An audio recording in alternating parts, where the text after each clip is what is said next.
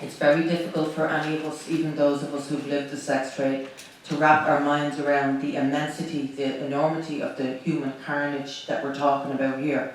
And very often when we talk about prostitution, we talk about the physical violence that's involved, the beatings, the outright rapes, the homicides. And so we should be talking about those things because they are rampant within prostitution. The homicide rate in prostitution has been recorded at 40 times the national average. That statistic came out of Canada. So of course we should talk about those things. But the biggest part of the harm and the damage of prostitution, I find, is the most unacknowledged. And that is the harm and the damage to the emotional self and the psyche that comes from the sex act itself.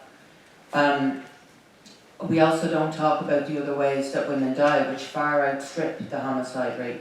Every funeral I ever attended was the funeral of a woman who had died either by overdose, accidental or deliberate, cirrhosis of the liver, cervical cancer. All of these things are absolutely rampant in the prostitute populations of the earth, and we are not looking at them, we're not acknowledging them. Instead, we are whitewashing this carnage and serving it up in public as sex work. And I am imploring you all to look more deeply into this issue if you are a person who entertains the idea that this is some kind of regular form of employment.